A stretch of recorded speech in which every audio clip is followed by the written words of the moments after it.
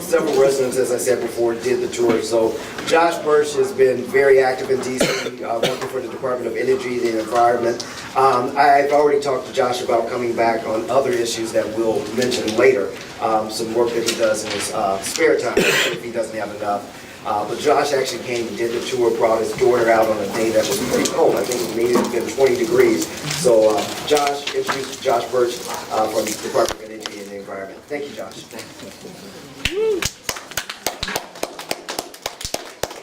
Thank you all for having me out.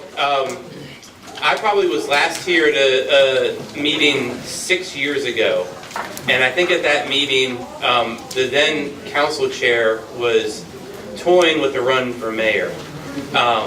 And I came after the council chair at the time, and I said, we're going to have this stream project, and it's going to start in the next year, and it'll be finished within the next 2 years.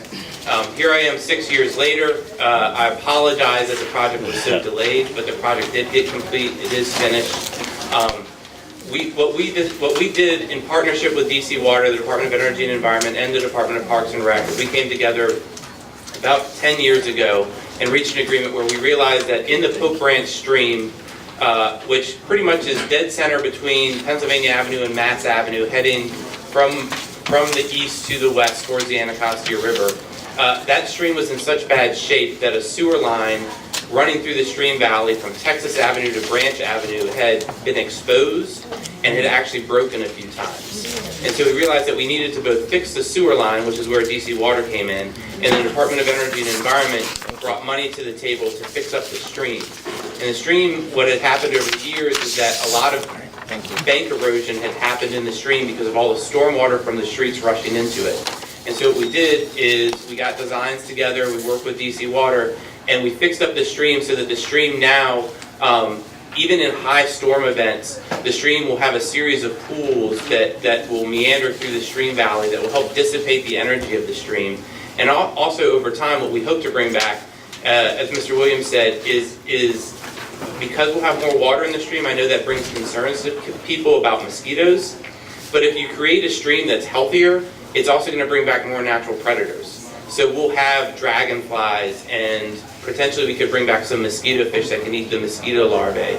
And if you have more free-flowing water, it's less likely that mosquitoes are going to breed there.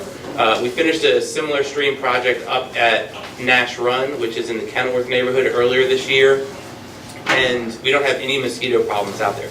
It doesn't mean we don't have mosquitoes. I will never promise that we can get rid of mosquitoes. They're a part of our natural environment, and in some urban areas, I live in the Brookland neighborhood, I've lived there my whole life, there's not a stream near my house, and I can't go outside at night in the summertime without getting destroyed by mosquitoes.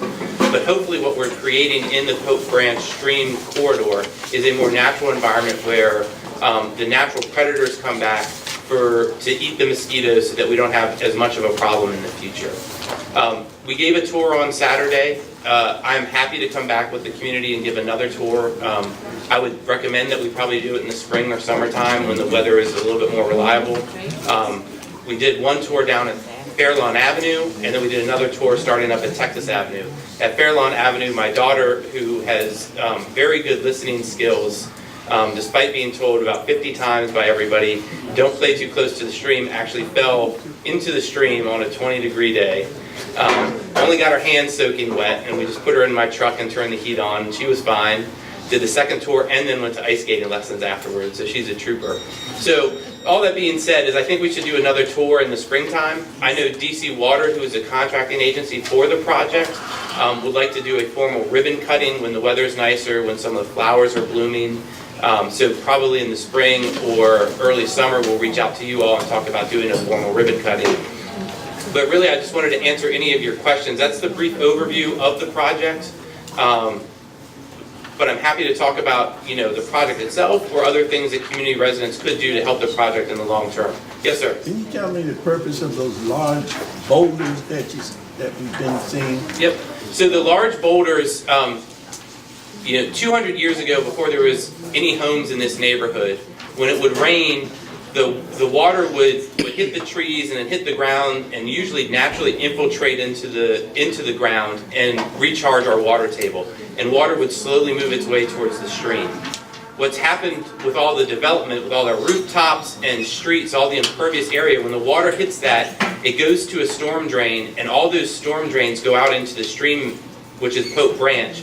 And essentially our stormwater pipes end up acting like fire hoses. We're concentrating all that rainwater into a couple pipes along Pope Branch, and so when it rains, that water comes gushing out really fast into the stream, which is causing the bank erosion. And so by putting in those big boulders, we're essentially helping to armor the stream banks, because those big boulders can help both deflect some of the energy coming out of that the stormwater pipe, but it also creates little pools so that when, it's like when you pour water into a glass and that water circulates, over time that water energy slows down. So the boulders help stabilize the stream, and then they create a series of step pools so that water slows down and loses its energy as it moves down the stream valley. Any other questions? I have a handout about the stream project. One page is pretty much about the project itself. Another page, the back page, is about things that we can do, whether it's community cleanups or doing River Smart Homes on your property. There's a lot of things that we can do, and we at the department will be happy to work with you as a civic association to implement some of these community projects if you guys are interested. I have a question. Yes, sir. Can you also, I know everybody was interested in Pope Branch, but it was also delivered a message to ask you about Alger. Yeah. So Alger Park is a stream over in the Hillcrest neighborhood. It pretty much parallels Hillcrest Drive. It goes from W Street to Park Drive. It's about 1,500 feet. From a stream bank erosion point of view, which is sort of the geeky world that I live in on a day-to-day basis, Alger Park's the worst stream valley in the district. And it's mainly because it's a steeply sloped stream valley. A lot of stormwater comes into it. And as many of you know, the soil around this area is really sandy. And so if you combine a steep sloped hillside, a lot of stormwater and sandy soil, it causes a lot of bank erosion. We've been doing stream designs for that project for the last 2 years. The council on January 1st of this year approved the contract to do the construction work to restore Alger Park. Right now our contractor is set to start work mid to late February, with a lot of their real work starting in early March. So we will be starting that project within the next month. Well, month and a half. Yes. Yes. Okay, so I read something about River Smart Homes, like which includes like trees, rain gardens, previous pavers, rain barrels, and stuff like that. Now I had to go around the neighborhood, and not just the neighborhood, but the entire city, and people do have rain barrels installed. How do you get one? You can contact the Department of Energy and Environment. You can call or email me, and I'll put you in contact with the River Smart Homes program. They put you on a list, and then they send out one of our staff who's an auditor, and they do an audit of your entire property, and they'll determine what different features you can have installed to capture rainwater on your property to be reused. And it could be a rain barrel, it could be shade trees. That program actually started in the Penn Branch community. In a former life, I was training out-of-school youth to do the tree plantings for that program in 2006 and 2007. Okay. And we were planting trees in homes around this neighborhood. Will it cost anything though? No. There's a copay. There's a residential copay for each install. Yeah, All right. $30. Penn Branch is going to participate with them again this year. We helped them initiate it in Columbia. What we want to do is next meeting, I'll have a sign-up sheet, so people who are interested in doing it, I can turn in to DDOE, so they can come one time on a Saturday and go from house to house and do the assessments that are required prior to the installation of anything. But you should also feel free to look at what those items look like on their website. And the website is listed in the handout you gave. That was a good question, son. Yeah, and one more question. The other thing, so a resident asked me, I asked about this walkability. They said that, you know, at one time they were under the impression that this would be a very walkable walkable along the stream, but now that it seems like it might be a little bit difficult in terms of walkability. Yeah, so the Pope Branch stream, the Pope Branch Park itself is owned by Department of Parks and Recreation. It is managed by Department of General Services, and the Department of Energy and Environment did the stream restoration project with DC Water. So a lot of hands in the kitchen. And the trail itself is not necessarily supposed to be a walking trail, but by all means use it as a walking trail. It was really in there for construction access, and so since there is a sewer line in there, it's for DC Water to be able to access the stream if there is a sewer line problem somewhere down the road. So it was not formally made to be a walking trail, but you can walk along it. I would say be careful. It is a natural area, so it's not going to be paved. There are rocks that you have to go over sometimes, but it is walkable. And if the community ever wants to work on something like to improve that trail, I think that's something that we could work on with you all and get some buy-in from Department of Parks and Recreation. The District Department of Energy and Environment is also starting a new job training program for out-of-school youth 18 to 24-year-olds. And they're going to be doing invasive species control work. They're going to be doing some of our stream restoration monitoring work. And that it's going to be called the River Corps, and they start February 1st is when they're going to start. So you might see some young people out doing some invasive control work around Pope Branch Park over the next year, and hopefully we can move that forward, but potentially we could work with them on trail restoration work in future years too. Josh, can you just give us a brief summary of some of the construction phases that went into this? Because this was a major project, and we saw the dump trucks and we saw the heavy equipment, and I mean this was a major project for the neighborhood. Yeah, so the project itself cost $3.4 million. So it was a hefty price tag. And basically the construction phases were, because the stream used to be 3 feet below where it is today. And so over time, all that stormwater had blown out the stream. And so what we had to first do was refill in the stream channel to bring the stream up to its original elevation. And once we got it up to its original elevation, so for the first couple months, it was just dump trucks bringing in sand, wood chips, and some organic matter just to fill in the stream channel. After they finished filling in the channel, then they brought in all the stones. And that's when they started building the weirs and the other rock structures that cross the stream to help dissipate the energy. And at the very end, then they did plantings throughout the project area. One of the things I talked about on the tour is it's a real balancing act for us in terms of how much we plant, because there's so many deer in the park. And so, we try to plant, we plant only native plants because we want to create habitat for native birds and other terrestrial species. But at the same time, those doggone deer like to eat the plants that we plant.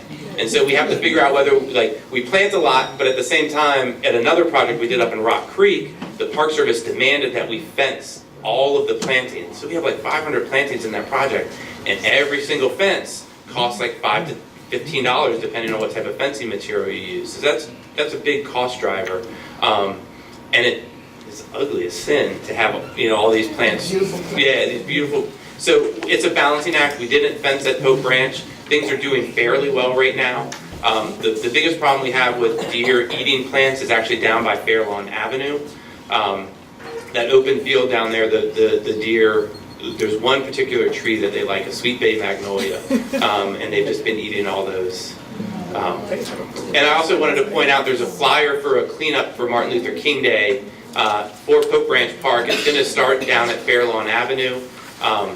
Fairlawn Avenue, there's a lot of illegal dumping along Fairlawn Avenue right now, but it's the 10th annual cleanup at Pope Branch Park. In 2010, we came all the way up to Texas Avenue and worked the whole stream valley. So we cleaned up a lot of historic trash that had been there for a number of years. This area further up the stream is a lot cleaner than downstream by Fairlawn Avenue. But for the folks that went on the walk this Saturday, there's still tires in the middle of the park. So I'm happy if we want to do a community cleanup at some point in the spring or summer. I'm happy to work with you on that as well. Any other questions? So can you give us an idea of what streets, I guess, this took place between? So the project, the start of the stream for our purposes was Texas Avenue and Nash. So that was the most upstream portion of the stream project. That area went down to Branch Avenue, And then at Branch and Anacostia, it goes underneath the pipe, a culvert, underneath Branch Avenue, comes out on the other side of Branch Avenue, goes down to Minnesota Avenue, Minnesota and M Place, and then goes underneath Minnesota Avenue, goes from Minnesota Avenue to Fairlawn Avenue between M Place and M Street. And then that's where our project area is stopped, is at Fairlawn Avenue. That's the last point. At that point, Pope Branch goes into a pipe and is conveyed all the way down to the Anacostia River. And if you go to Anacostia Park, to the skate rink, you'll notice in the parking lot that there's a bump in the asphalt, and that's the pipe that conveys Pope Branch to the Anacostia River. So it's piped from Fairlawn Avenue down to the Anacostia. Okay, thank you.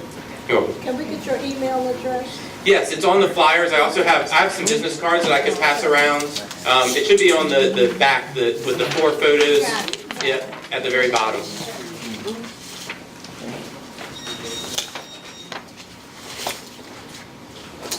Going once, going twice. Thank you guys very much. I appreciate it. Thanks a lot, Josh.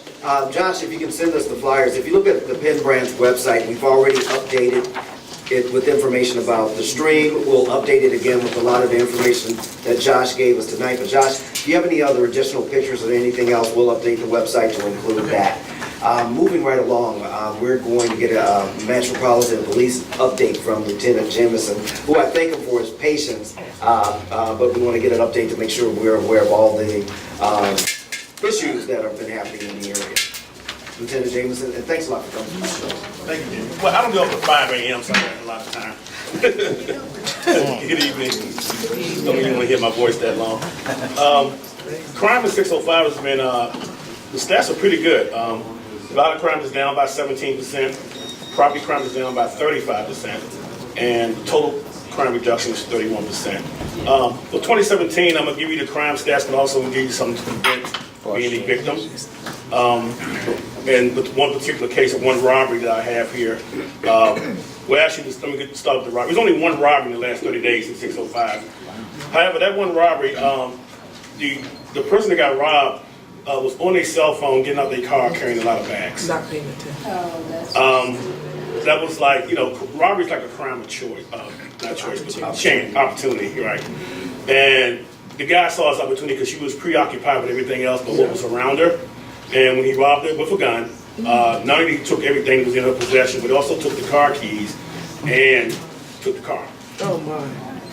So my tip for you for robberies is, like, when I go home, and I live up in Fairfax Village right up the street, I look around and see what's around me before I get out the car. Even as a police officer, I do that. It's just a natural habit for me. And you need to look around and see what, especially if you got a walkway to go up to your house. You don't know who's in the bushes.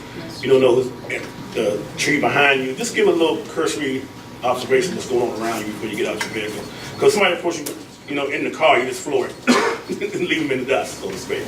So that's my tip for robberies. Surprisingly, we only had one in the last 30 days, so that's pretty good. ADWs, we had 4 of those. One was in the, and that robbery was in the 3000 block of N Street, Southeast. We had 4 ADWs assaults, 3000 block of P Street, the 4300 block of Gorman Terrace, the 1700 block of Fort Davis Street, and the 2300 block of Pennsylvania. There was one burglary that was in the 4300 block of Baker Street. That was domestic related, but it's counted as a burglary. We had only 2 stolen autos, the 3100 block of In Place and the 3100 block of Q. We had 9 theft from autos. As I was reading the detailed crime stats from these theft from autos, every one of them money was taken out of the vehicle. All 9 of them. One of them was $1,000. So I'm not sure why somebody would have $1,000 in their vehicle, but it was $1,000 in their vehicle. I don't even carry $1,000 on me. I don't even think I got $1,000 in my bank account right now. Money. That's the extreme case for $1,000, but most of the time it's just coins. You go through the drive-thru at McDonald's, you get the paper money, you put it in your pocketbook or in your pocket, and you take the coins and you put it like in the ashtray if you don't smoke and stuff like that. Well, there are people that actually go around just looking to see if that's in there. When I was a detective, one thing we did, when we locked people up for crimes, we actually interviewed them and found out why they did it.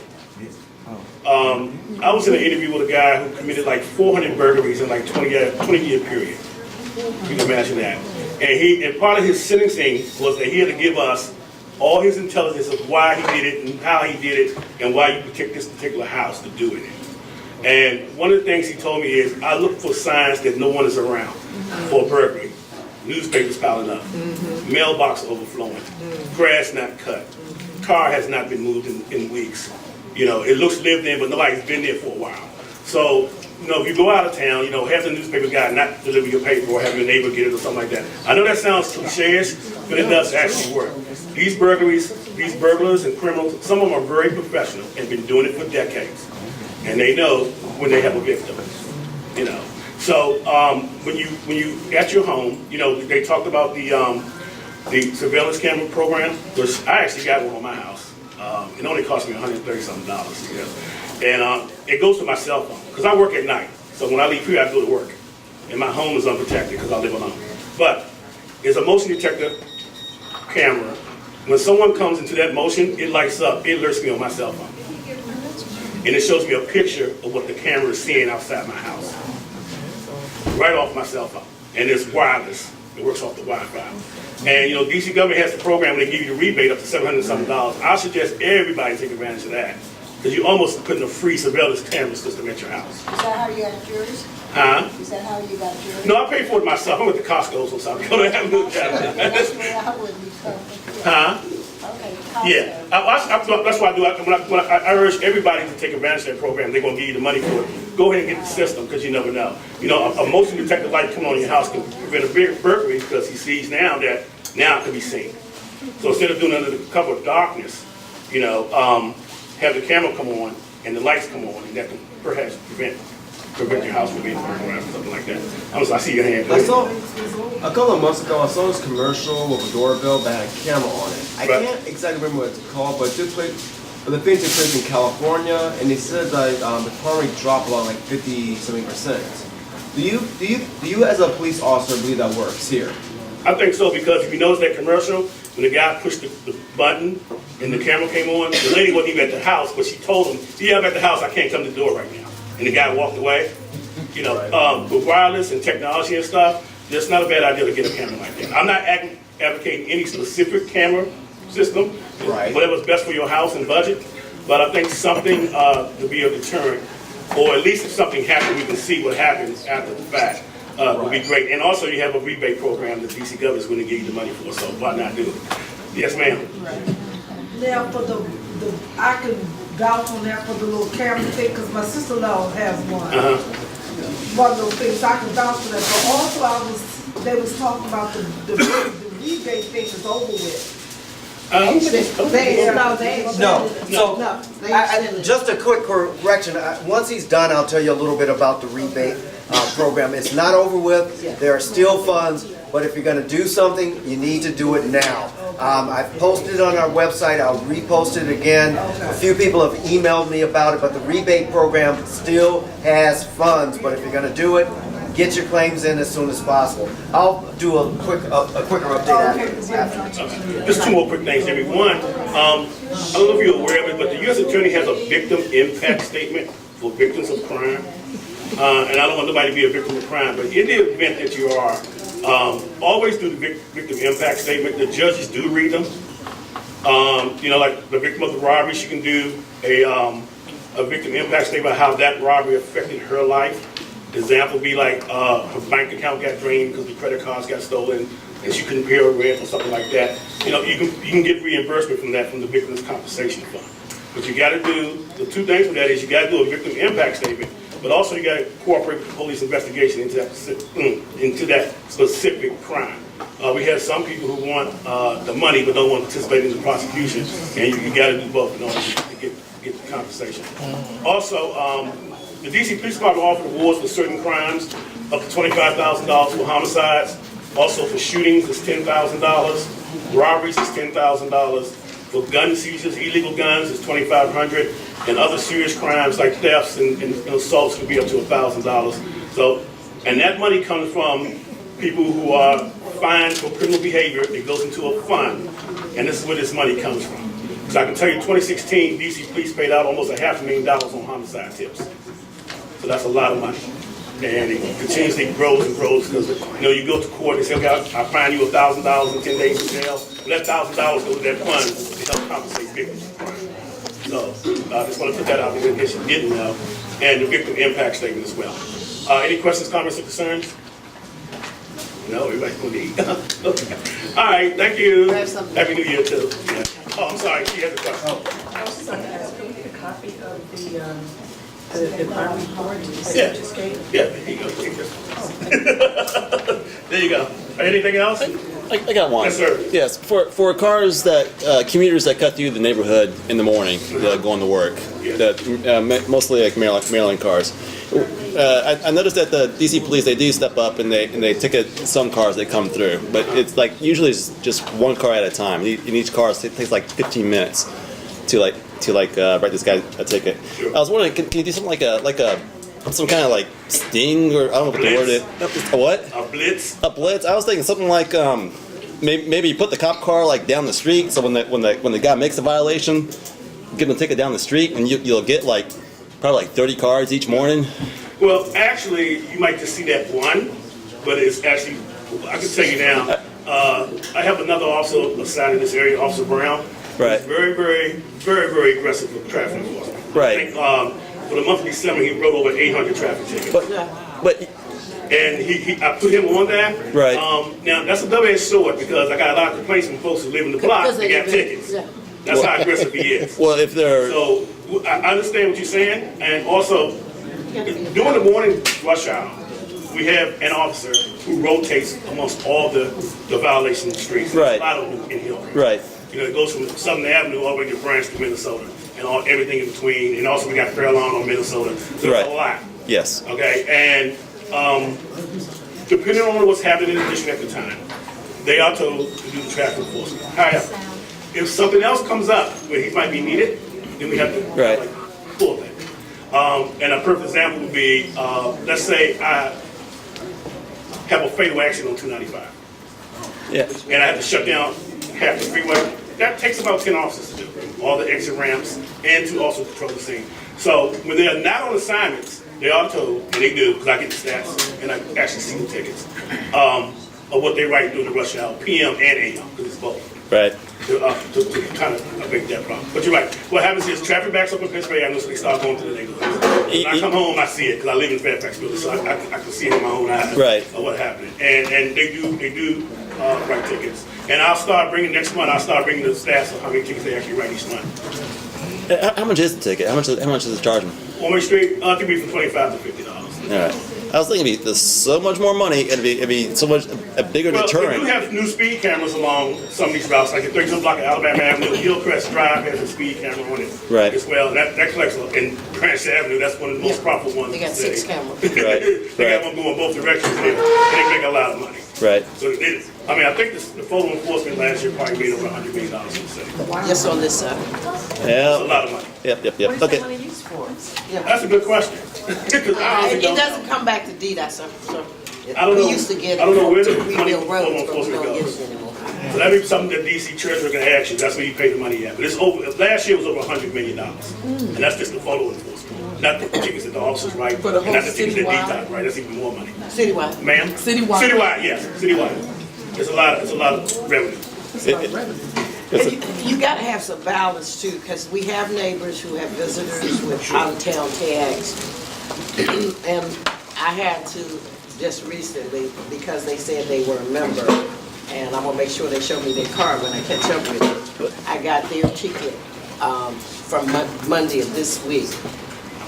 Excuse. Why? So, because they are actually our own neighbors, and those do not enter signs, they had ran down to 7-Eleven to buy a light breakfast for the family Right. that were visiting. When they came back up the hill. So they came back up the hill, violated the law, got a ticket. I don't. When I come home in the morning, and it's out of my way to go through that illegal, way, but I don't do it because it's illegal. Well, they didn't know they were just from out of town visiting. They couldn't read the sign. But what you can I'm gonna do, leave it alone. what you can do is make it for local traffic only. Yeah. Something that's still the residents on. But that's a DDOT issue, that's not an MPD issue. All we do for MPD is being forced to sign the DDOT. They won't let us put that sign They up won't, there. okay, apparently that's been tried. Because the police department told us not to do it anymore. Okay, but it wasn't me. I mean, somebody in the police department. Yeah, I'm sure. We have a traffic enforcement branch that consults with DDOT, but, you know, some neighborhoods do have that. Local traffic only, something like that. So residents won't be getting ticketed for going their own street. I think it's kind of a dumb idea, but, you know, you can't selectively enforce. Right. That's a slippery slope. Yeah, I think it wasn't just the police department. I think somebody sued Sure. and won close to $2 million because of the slippery slope.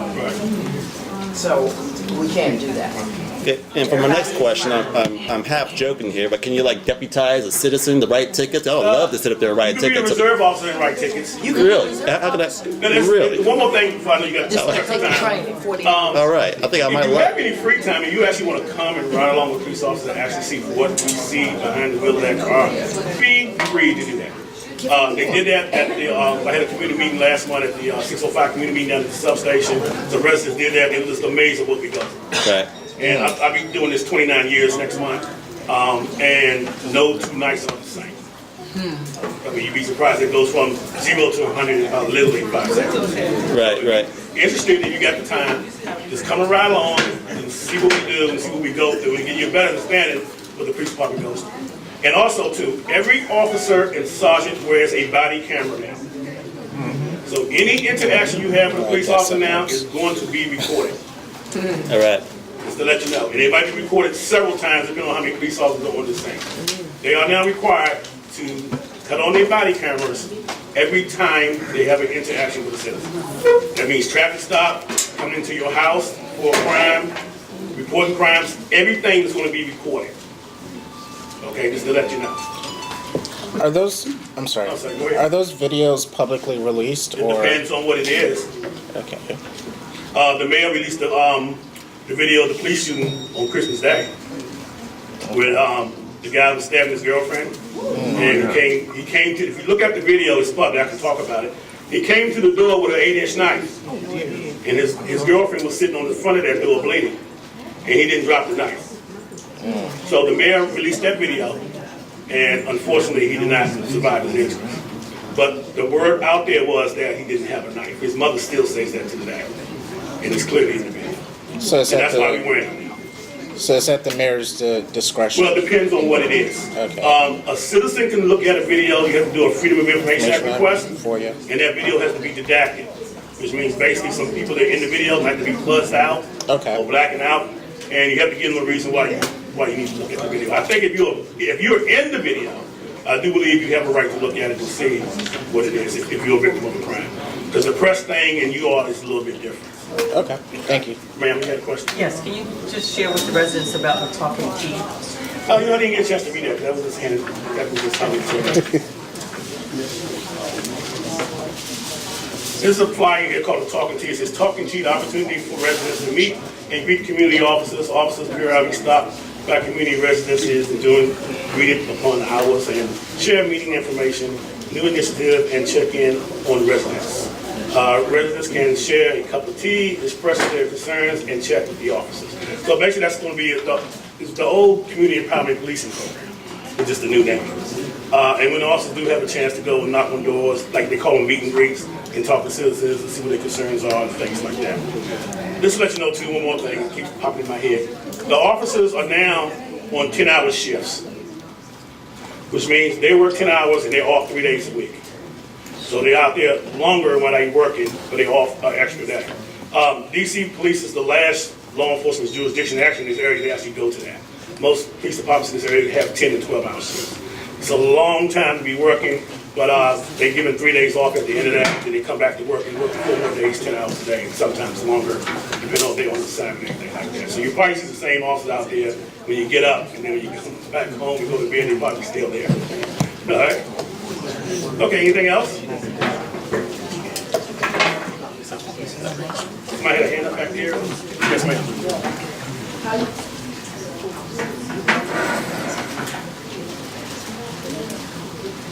Go ahead, chew your food. I don't want you to choke. Okay. How y'all gonna survive like that? 3 days, was it work 3 days and off 4 days? Well, actually, most officers work 10 hours a day anyway. They just get paid overtime. Now they just won't get the overtime. So, yeah, like I said, I get off, I'm working now and I get off at 5:30 this morning, so that's about 11 hours. Yes, ma'am. Could you speak a bit to the staffing around the inaugural, and are the neighborhoods going to get shortchanged? Yes. Any or all of that? Most of the inaugurations will be staffed by police officers from outside this jurisdiction, and that happens. What we do is we invite other jurisdictions from far as west California to come and work the inauguration. They deputize them to handle most of the security of the inauguration. Yeah, everybody on MPD would be working during the inauguration, 12 hours. So I'll be working in the neighborhoods for 12 hours from 6 p.m. to 6 a.m.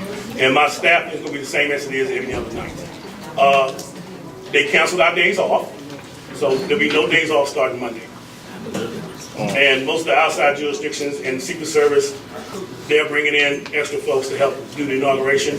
I will say this, the DC Police Department is obligated for the inauguration under the U.S. Code. Where do they stay? Do they stay at hotels or Yes. barracks? They stay at hotels. Trump Hotel? They stay at hotels.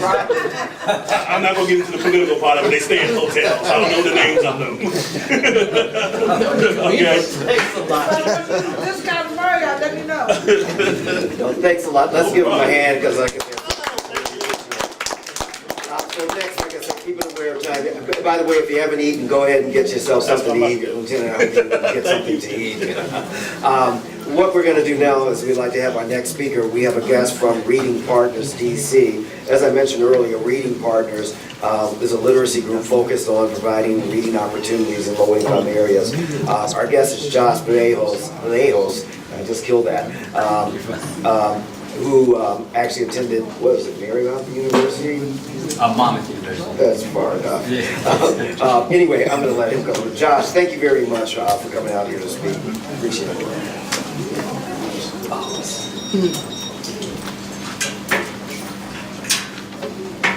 Thank you for the introduction. Like I said, my name is Josh Vallejos. I'm a program manager with Reading Partners here in DC. We're a national literacy intervention program that's here in DC. Just to give you a brief overview of our program. So we partner with local DCPS schools and a few of our charter schools within the district to provide one-on-one individualized instructional coaching and tutoring for our students from K through 4th grade that are behind in their reading levels, anywhere from a month to 2.5 years behind. We work within the communities to try to get community volunteers to come in and work with our students twice a week for 2 45-minute sessions so they can get back up to grade level. And so just to I have a few slides here to kind of put into perspective on the challenge that we're working with when it comes to literacy and then the students that we're working with. So nationwide, 1 in 5 students from low-income families aren't reading proficiently by 4th grade. So, and here in the district, only 15% of the students are reading proficiently by 4th grade. So as you can see, that's a huge amount of students that aren't reading proficiently by that 4th grade. And there's a lot of indicators that say that if you're not reading proficiently by 4th grade, you're 3 times to 4 times more likely not to finish high school or be prepared for the workforce when you do graduate high school. So just to put that literacy challenge in perspective, and then as a DCPS partner, it's just a big push by the district and then also by the public charter schools and throughout the whole district that we're really focusing on literacy. And the way that Reading Partners does this is that we partner with these schools and we partner with our communities to come in and work with these students one-on-one. And then just to give you a little bit just more background on the schools that we work with just here locally. We have 5 schools within Ward 7 that we work with, and you can see on the flyers that I passed out earlier. So we're here at Kimball Elementary down the road, Beers Elementary, Aton, Knoll, and Drew. So those are all schools that we partner with, who we work with the students, anywhere from 40 to 50 students that the administrators and the teachers identify as students that are within that target range of students that are a month to 2.5 years behind in their reading level that need that more targeted intervention. So we're not and I want to emphasize too, we're not a program that's replacing what the school's doing or the teacher's doing. We're supplementing what they're doing in the classroom. So that stuff that they're behind in, when they're coming to work with us, with our volunteers, and us with reading partners, we're just working on those individual skills that they may be lacking or struggling with in the classroom. So we do a lot of phonics, a lot of comprehension skills, whatever that student specifically needs that they may not be able to necessarily get in a whole classroom environment. And then just to get away from all the fluff, obviously I think this is a great program. I love it, I work for it. This is going into my 5th year working with Reading Partners. But the reason why we're a district partner with DCPS is because we have a track record of proven results, and it's all on our website. We have one of the largest individualized randomized controlled studies on a program, a literacy intervention program through the MDRC, which does a lot of research with social policy and organizations like ourselves to see if we are an effective program. And the reports show year after year that we are an effective program that helps push students to reading proficiency, or helps students get pushed back up to reading proficiency so they can get ready to be on a great trajectory to finish off their academic careers and also be ready going into the workforce as well. But then also too, we are a cost-effective program for our schools, especially going into these challenging times with the new administration. Education funding is going to be up in the air. So that's one thing that we want to highlight too, is that with our partnership with DCPS, we're a partnership that's affordable for our schools, but then also too, they get an investment back into it. So every dollar the school puts in, it's double fold in what the results are, the school are getting back with the students, whether it's their standardized tests within the district and then just their overall producing within their classroom.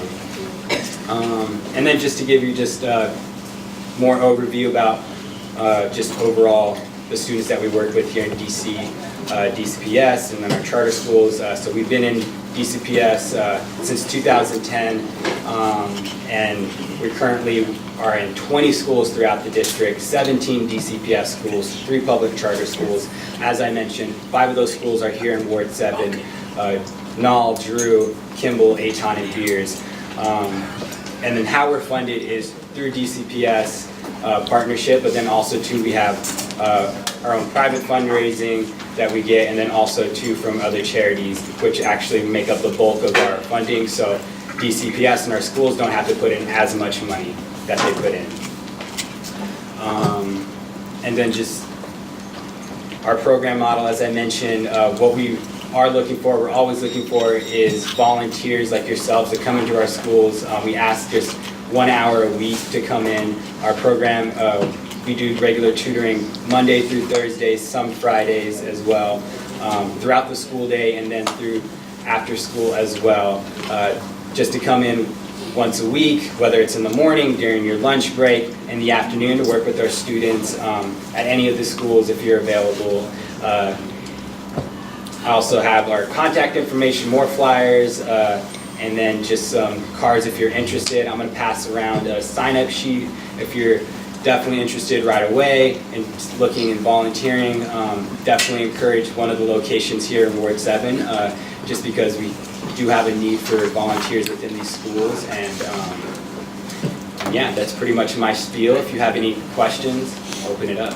Are you saying that anyone can walk off the street and just come into the school and do that? No. So you do have to go through all the background checks through DCPS. So yes. So in order to volunteer with us, you have to go through the DCPS background clearance check. So that's the first thing you have to do, and then you have to get the TB test as well, since they require that. And then we get you started with the tutor orientation at whichever school that you're going to be going to, or at our office, which is over by Union Market near H Street. so whichever is more convenient to you. But yeah, you go through the steps of going through DCPS to get the background check, TB test, and then a tutor orientation, getting you trained, and then starting to work with their students.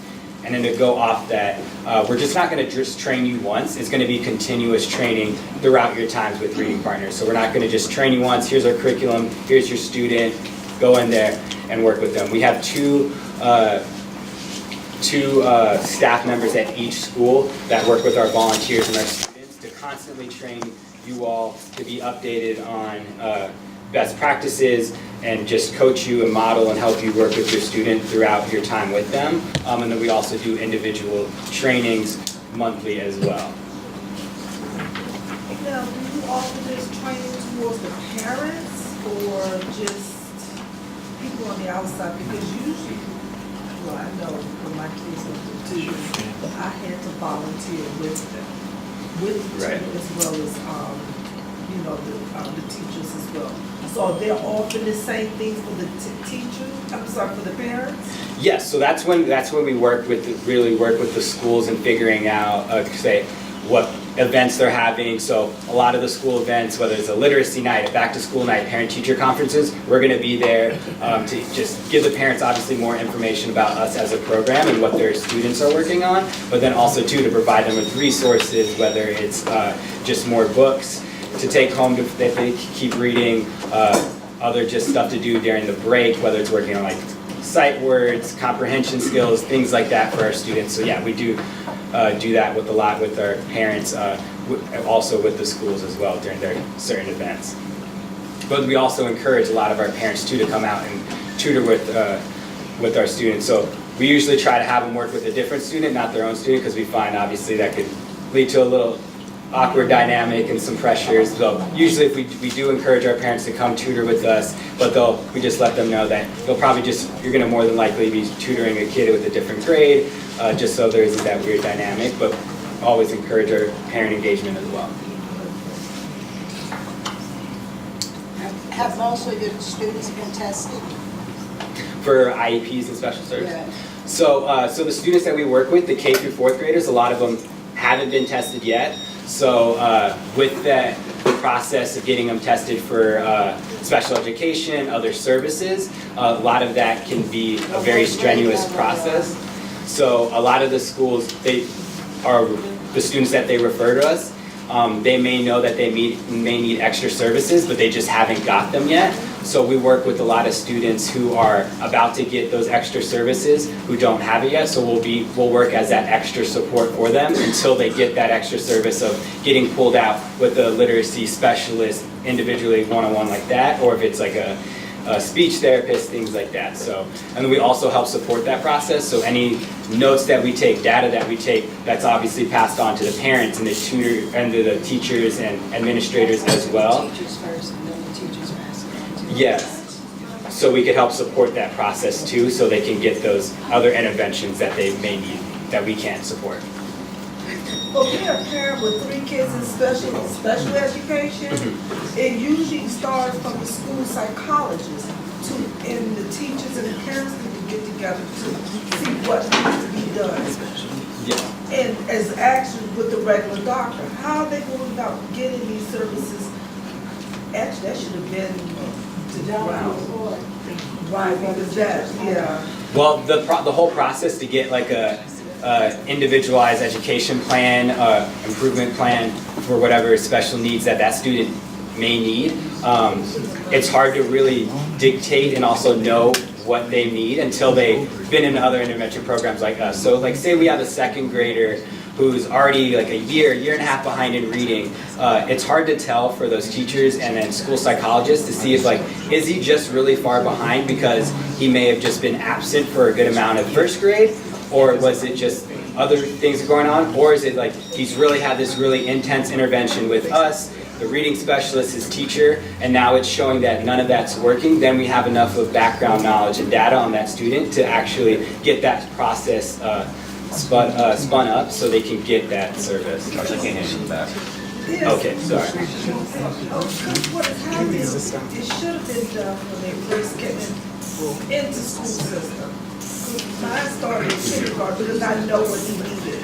My son had hearing impairment problems, Right. as well as he had glaucoma.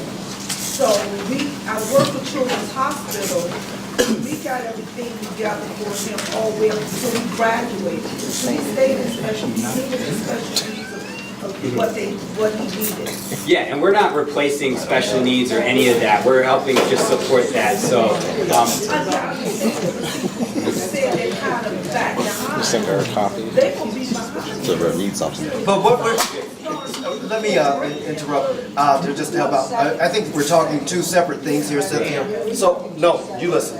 What we're talking, two separate things. So what I want to do is kind of keep this moving forward because his focus is really going to be on the youth, getting people to volunteer, reading program. Yours is on a different issue, which we will address at another meeting. So I don't want to spend too much time just distracted from where he's going. Gotcha. Okay. Thanks. and just to touch on that one last part. So the reason why also too our program's important is because teachers and special education teachers have more resources to work with those special education students. That's where we come in, so they don't have to take on all those other students that kind of fall in between that may not need services, but they still need extra help. They need extra tutoring because they're behind for whatever reason. It may not be anything cognitive. It's just that they're just behind, for whatever reason. So that's where we come in, and we're really looking for volunteers and really hope that you guys have time to come in and work with our students. Any other questions? All right, I'm going to pass around a sign-up sheet, and feel free to sign up if you're willing to. We have more flyers and other stuff to get in contact with us, and we really hope that you guys will be able to tutor with us in the future. Thank you. Thank you.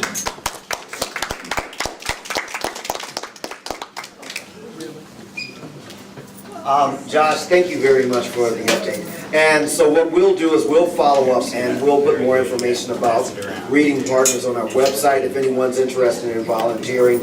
So Josh, we'll reach out to you all just to make sure that we can plug more people in, because I know Ward 7 and Ward 8 have the lowest literacy rates in Washington, D.C. So and anything that we can do working with the youth, as anyone knows, I work with the adults on that side. So we want to make sure that we can do that. So we'll put the information on the website. We'll include something in the newsletter, because what you're doing, especially in our ward, is very important. So Josh, thanks a lot for coming out, especially with this weather. We appreciate it. And if you need any testimony on the program, we have a tutor right here. So yeah. Yes, I actually volunteered for Reading Partner, so, and anything else, so thanks a lot, Josh. We have a couple, like I said, we wanted to keep the meeting moving along. We do have, I was waiting for Marla Dean, Education, our Chair of our Education Committee. A lot of you may have seen a letter that is actually circulating now. That letter is really, I don't have the letter in front of me.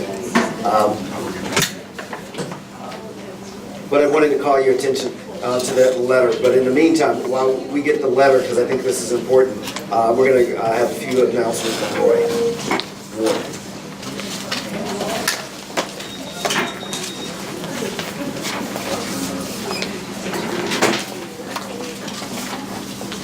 All right, good evening. A couple of announcements. Security cameras, there is still funding available for security cameras, but you need to put in for it soon because the funding will be gone.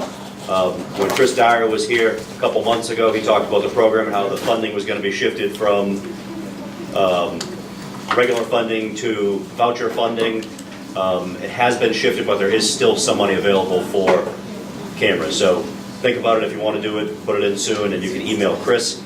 We still have his contact information if you want to get a security camera for your home, and email him to try to get reimbursed. Can you refresh your memory? So the security camera initiative is something that the mayor's office put out. They basically want to reimburse citizens to put in security cameras in their homes as a crime prevention tactic. How much do they give you? What's the Do we know how much it is? It depends on the price of the camera, but let me double check out. I think he said that it was a max of 300 for multiple cameras. So if you have multiple cameras, there's a max of potential 300, but we can double check to get the numbers. I mean, who monitors them? So the mayor's office has a particular branch of the government that is initiating the program. And you submit your application for reimbursement through them. They validate, they get your receipt, and they mail you the check for the reimbursement. The homeowner monitors the cameras. Yeah, so it's just it's a homeowner-based monitoring system. Obviously for reimbursement, the city monitors it, but you would monitor your own camera. They have some cameras that you can look at on your smartphone. They also have some mounted systems that you can look at in your house. One of the requirements, you have to be able to have taping abilities to record. So if you just have a system and all it does is it's on, but you don't have a recording apparatus. The idea behind the cameras is that if there's a crime committed, Metropolitan Police Department can pull that tape and they'll be able to have the recording of the incident. So the requirement is that whether it's, for example, if you have a Nest camera, you have to have the recording accompaniment that goes with the Nest, which is a monthly bill. If you have a Costco type or one of those cameras, you have to have the device that records for at least X amount of days, so that if there's a crime that they can pull out of it. So the whole idea is that you'd have a lot of eyes on the neighborhood, and that Metropolitan Police Department would be able to pull from that. So they're not tapping in a live feed, but they want to make sure that you are able to provide them with the feed. Right, I'm not and sure I'll what- repost it on the Now, what is website. the starting rate on that, to get the camera and get it set up? About how much would you be spending?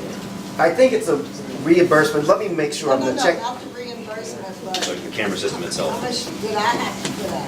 Depends what your camera system costs. 10% of the cost, and what would it cost? Well, you can get, I mean, What would it cost? right, you can get, for example, they all have to be external cameras, that they reiterate, these have to be outside cameras. So you can get a single camera and get a reimbursement, or you can get a larger reimbursement, you can have up to 4 or 5 cameras. Do you know But they, anybody who has one and who has set it up, how much they started out paying? I do know one, Mrs. Eloise Prince actually does, and she was reimbursed How for much she started out paying? I'm talking about money. So you can get like a single camera for under $100. If you install that, you might be out another $100 for a single, no, not through them, through yourself, and through someone you know. And so that'd be $200. You can get a whole set from Costco for around $800 to $9,000, or I'm sorry, $9,000, $800 to They run $1,000. between like 300 to 800. Yeah, but that doesn't include installation, so Even with the district, right? even with, that's before the discount. Right, and then just so you know on the amount, I just checked the amount, so you can get up to $200 per camera, $500 per resident. So the whole idea is just to offer a meager reimbursement. I'll repost that, I think the last time, that was in the October 11th newsletter. I'll repost that on the website along with the applications. Right, so $200 or $500 per residence. And just as a testament to that, we had a few cars broken into a couple months ago, maybe 3 or 4 months ago. They basically went down Texas Avenue, went into about 7 or 8 different vehicles, mine included. And we were able to look at one of the neighbors' cameras and found the 2 people responsible for it who ended up living in the neighborhood. And I don't think we even pressed charges or anything, but it was something we discovered after the fact. Yes. You said you didn't press it? I didn't know the camera footage existed until I had heard about it from another neighbor, and then when I talked to the neighbor with the camera system, she showed me, and you could pretty much see exactly who it was. And they still live in the neighborhood. So what do you? It's not too late to press charge. She did talk to Lieutenant Jameson about it though, so I didn't. Yeah, so and basically they went around, they found any car that was unlocked, and they opened it up in the middle of the night and took out whatever they thought was of value. I think I sent something to Jimmy, but there is still an individual, and it's not at night, that's going around looking in vehicles. I actually saw them a day ago, 2 days ago, stopping by vehicles, and any that are unlocked. I did try to tell them it wasn't fast enough, but I will be watching that one. And I did share it with the lieutenant, so he is aware. So what And, street is that? I never heard So a lot of this camera initiative ties into some of the petty crime that we have in the neighborhood. The Georgetown neighborhood is where the camera system started because they were experiencing a lot of petty crime, and the entire neighborhood came together to get as many cameras out there as possible, which then kind of sparked the city to come up with the initiative for reimbursement for the cameras for other neighborhoods. And the more cameras that we have collectively in the neighborhood, the better our chances are at reducing some of the petty crime that goes on, especially if people are prosecuted for theft in the neighborhood or something being caught on one of our cameras. Next announcement is for block captains. We have 2 or 3 streets left to find block captains for. We will update the list and get that published on the website. That way we can try to figure out neighbors from those blocks to serve as block captains. And community events. We have several community events throughout the year, so we just wanted to give a quick update. We're looking at a potential dinner dance this year. We have a few neighbors that want to try to start looking into the feasibility of it. Then we're also going to look at the flea market that we've done, the community cookout which we had, and then Joan did the flea market here. And then, Joan and Susan were great for that. And then the crime night out, if we can materialize that. They won't talk about that today. Joan, did you want to, you and Susan want to say anything about the flea market or?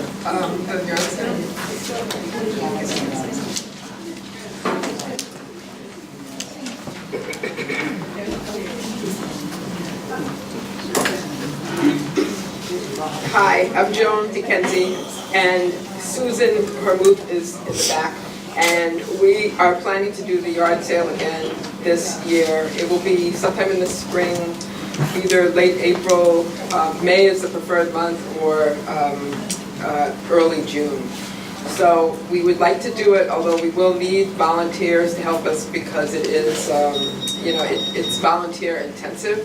But we've had good success with it in the past. We've done it about 4 or 5 times, and it's a fun community event, and it's an opportunity to get rid of some of your items that you would like to get rid of and sell. And we usually do a community table so people can donate items which we then sell, and the proceeds benefit the community. And then we also rent out tables that you can rent yourself, and you man your own table, and then of course you keep your proceeds. So all of the proceeds go to benefit the neighborhood organization, and in the past we have combined it with a food event where we've had a cookout and we've also sold food. So it's a good event. Look for it in the spring, and we will be doing the yard sale. So I'm very excited about the yard sale that Joan and Susan do. So we're looking for volunteers. Expect something on the newsletter that we'll put up. So real quickly, I also wanted to let you know during our meeting, we do have a new chair. Marla unfortunately said she was going to be late, but she's not here. But she did express concern and wanted somehow community input in the election, in the confirmation hearings that were taking place for Betsy DeVos, United States Secretary of Education. She expressed, I think the group, we expressed concerns about the position, about her lack of experience. The question is, since we're 501c3, we wanted to articulate something on behalf of the neighborhood about the impacts, and saying that we as a community should be very concerned, given where Ward 7, Ward 8, where we continuously rank on education. So what you have is a copy of a letter that's going to elected officials that are urging our local elected officials to provide input into the selection of Betsy DeVos as United States Secretary of Education. So each of you all have a letter. It's a letter signed by Marla. It's one of our first acts as chairman of the Penn Branch Executive Education Committee. But we want to make sure that as a community, that given the issues that we face, that we're active. So the letter will be here. It will be posted on the website. If you have any questions, but we intend that our education committee will be a very active one. So if you're not a member, we welcome you to join. The other announcement I want to make is Belinda Anderson, who's chairing our senior health, Belinda's right here, chairing our senior health and wellness committee. If you know of any senior that is having issues, if hyperthermia, crime, or any concern that are affecting our seniors, I will recirculate the information for Belinda, but we want this to be one of our more robust committees. If you're a senior, we ask that you join and reach out to Belinda. If you're a block captain, we'd like to make sure that you provide and have Belinda's number and that you are continually reporting on the seniors' impacts, especially any senior that is living alone. Belinda, I don't know if you have anything else you want to add. No, I just wanted people to know that if they know seniors that are living alone, as he said, have emergencies, like they can't get out, especially during this cold weather, please let me know, because we'll make every effort to get out and do shopping or pick up prescriptions or whatever. So that's basically it. Okay, thank you. And also, finally, do we have any new neighbors in the room? I know, I'm throwing you under the bus. So, wait, I'm calling you up. We have one neighbor that is really special. A couple of months ago, he and his wife came by looking for a house. They talked to Alberta, they talked to me, they talked to Roy. And one day I was driving by and I saw them both standing in front of their house, which is right on the corner of Carpenter and what's the cross street? 38th Street. I can tell you now, he's pushing a garbage can right now, came in very active. And matter of fact, he was at one meeting doing the same thing and he had moved into the neighborhood. So if you don't know it, I want you to go ahead and introduce yourself, because it's like we need people who are going to be active. It's nice to have someone that was active before they came in the neighborhood, and now that they officially have the big house on the corner, that they will continue to be active. I promise that we're in this meeting quickly. There's one thing I want to Yes. say. I was thinking about a book club, a book club every month for those during the daytime. On Mondays or Fridays, that's about the only time I'm at home. That's a good idea. That's a great idea. That's a great idea. I like the idea. So, can I get a show of hands of people who are interested in participating in the book club right now? So I see Laura, Cynthia, I see at least 2 people right now. I think we'll get more. Come on, ladies, you don't have anything wrong. So, and I do think this is a great activity for the neighborhood. So we can have it. We can have it at the library. We go to the library. Have a book club at the library. When do you have it? Because we used to have it right in our area. It's the 4th Thursday of every month. On a Thursday. Gregory Library. So, looks like we have the Friends of not St. Gregory, Friends of Gregory Library. Well, anyway, I tell you what, let's revisit that issue, see if there's a Penn branch book club or that we participate in that. I'll talk with Mrs. Coleman and we'll circulate something later. Cynthia, do you have an announcement? Yes, I do. This has been a year now. Last year I was in intensive care unit. My heart stopped. And I'm celebrating my life. All right. That was something we need to talk with the American Heart Association to bring that up, because I don't think a lot of people know about cardiomyopathy when your heart stops. And that's something I'm gonna give you later. We can have. So we'll do it, and again, stay tuned to the the website newsletter. And I do say that it's cold this month, but we will next month. We're scheduled to circulate a physical copy of the community newsletter that will go through the neighborhood. Let's just hope that we have weather that our block captains can do. Laura. May I come up? Of course. Thank you. Your announcement, is this a committee report or announcement? Okay, she has a committee report. For several months, you have heard me and or Sylvester Bush talk to you about, from the Legislative Committee, about the pension benefit annuity exclusion and our efforts to get it restored.